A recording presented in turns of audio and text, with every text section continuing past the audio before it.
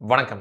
இந்த வீடியோல நம்ம எதை பத்தி பார்க்க போறோம்னா, கடந்த செப்டம்பர் 27 நள்ளிரவு 2:10 மணி அளவுக்கு கேரளால உள்ள திருசூர் அப்படின்ற ஊர்ல இருக்கிற 3 ஏடிஎம்ஸ்ல கிட்டத்தட்ட 68 லட்சம் ரூபாய் 7 பேர் கொண்ட ஒரு கும்பலால கொள்ளையடிக்கப்படுது. இதுக்கப்புறம் அடுத்த நாள் காலையில தமிழ்நாட்டுல உள்ள நாமக்கல்ல இந்த 7 பேர் கொண்ட கும்பலை தமிழ்நாடு காவல்துறையினர் பிடிக்கிறாங்க. அப்படி இந்த கும்பலை காவல்துறையினர் பிடிச்சப்ப ஒரு கிரைம் த்ரில்லர் படத்துல வர்ற மாதிரி என்கவுண்டர், சேசிங், கொலிஷன் எல்லாமே நடந்திருக்கு.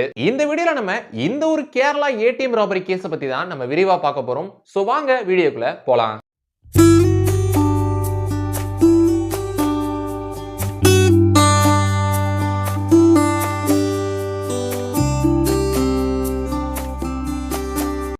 செப்டம்பர் 27 2024 நள்ளிரவு 2:10 மணி அளவுக்கு கேரளால உள்ள திருசூர் அப்படின்ற ஊர்ல மப்ரானம், சோர்னூர் ரோடு, கொலலி அப்படின்ற 3 இடத்துல 3 எஸ்பிஐ ஏடிஎம்ஸ் வந்து இருக்குது.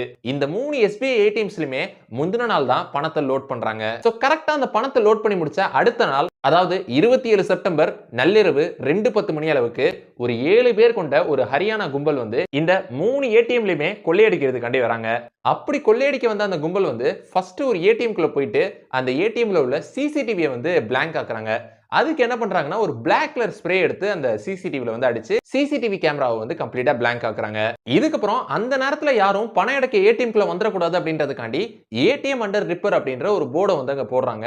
போட்டுட்டு கேஸ் கட்டரை யூஸ் பண்ணி அந்த ஏடிஎம்ல இருக்கிற பணத்தை வந்து கொள்ளையடிக்கிறாங்க.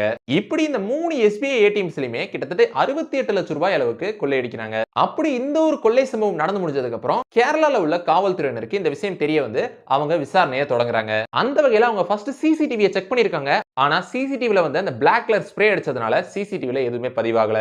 அப்ப கேரளா காவல்துறையினர் தீவிர விசாரணைக்கு அப்புறம் ஒரு ஒயிட் கலர் காரை இந்த கொள்ளை சம்பவத்துக்காண்டி பயன்படுத்தி இருக்காங்க அப்படின்ற விஷயம் அவங்களுக்கு தெரிய வருது. இதுக்கப்புறம் அந்த கொள்ளை கும்பல் வேற மாநிலத்துக்கு தப்பிச்சு போயிடக்கூடாது அப்படின்றதுக்காண்டி பக்கத்து மாநிலத்தில் உள்ள காவல்துறையினருக்கும் கேரளா காவல்துறையினர் அலர்ட் பண்றாங்க. அதன்படி தமிழ்நாடு காவல்துறையினர்கிட்டயும் அலர்ட் பண்றாங்க.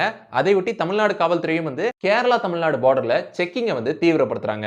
இந்த சமயத்துல தான் அதிகாலை ஒரு 5:30 மணி அளவுல தமிழ்நாடு கேரளா பார்டர்ல முக்கியமா வாளையார் செக் பாயிண்ட்ல ஒரு கண்டெய்னர் லாரி நிக்காம வேகமா போகுது.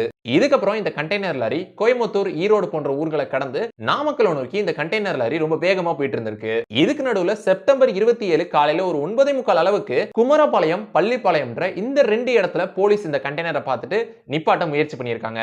ஆனா அப்பயே அந்த கண்டெய்னர் லாரி நிக்காம ரொம்ப வேகமா போயிட்டு இருந்திருக்கு. இதுக்கப்புறம் போலீஸ் அந்த கண்டெய்னர் லாரியை துரத்த ஆரம்பிக்கிறாங்க.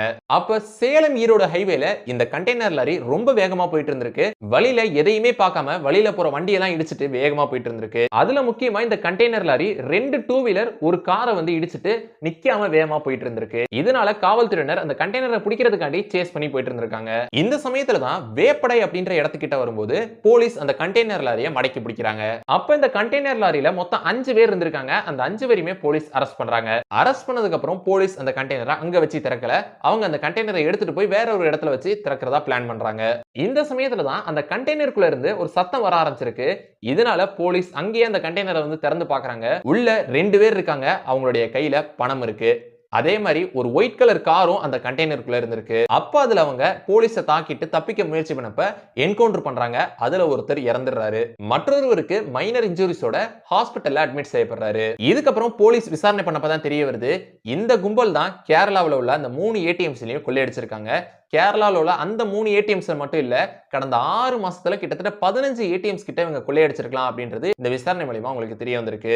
அதே மாதிரி அந்த 3 எஸ்பிஐ ஏடிஎம்ஸ்ல இருந்து கிட்டத்தட்ட 68 லட்சம் ரூபாய் வந்து கொள்ளையடிக்கப்பட்டுச்சு. அந்த 68 லட்சம் ரூபாயும் அவங்க கிட்ட தான் இருந்திருக்கு. அதே மாதிரி காவல்துறையினர் அவங்களை விசாரணை செஞ்சப்பதான் ஒரு விஷயம் தெரிய வந்திருக்கு. என்னன்னா இவங்க வந்து ஒரு எஸ்பிஐ ஏடிஎம்ஸையும் குறி வச்சு தான் வந்து கொள்ளையடிச்சிட்டு இருந்திருக்காங்க. ஏன்னா எஸ்பிஐ ஏடிஎம்ஸ்ல தான் அதிக அளவு பணம் இருக்குமா. அதே மாதிரி எஸ்பிஐ ஏடிஎம்ஸ்ல பணத்தை லோட் பண்ணி முடிச்ச அடுத்த நாள் தான் இவங்க கொள்ளையடிக்கிற மாதிரி பிளான் பண்ணிருக்காங்க. அதே மாதிரி இவங்க கொள்ளையடிச்ச ஏடிஎம்ஸ்ல ஃபுல்லா செக்யூரிட்டி இல்லாத ஏடிஎம்ஸா பார்த்து இவங்க கொள்ளையடிச்சிருக்காங்க. சோ இந்த ஒரு கேரளா ராபரி கேஸ்ல இது வரைக்கும் இதெல்லாம் தான் நடந்திருக்கு. இன்னமும் இந்த கேஸை வந்து போலீஸ் விசாரணை பண்ணிட்டு இருக்காங்க. சோ இந்த ஒரு வீடியோல இந்த கேரளா ராபரி கேஸை பத்தின இந்த ஒரு ஃபுல் ஸ்டோரியை தான் நான் உங்ககிட்ட சொல்லலாம் அப்படின்னு நினைச்சேன். சோ இந்த வீடியோ உங்களுக்கு பிடிச்சிருந்துச்சுன்னா லைக் பண்ணுங்க, உங்க ஃப்ரெண்ட்ஸ்க்கு ஷேர் பண்ணுங்க. அப்புறம் மறக்காம நம்ம சேனலை சப்ஸ்கிரைப் பண்ணிட்டு பக்கத்துல உள்ள பெல் ஐகானை கிளிக் பண்ணிக்கோங்க. So see you next video. Until signing off by Sabari Karthik.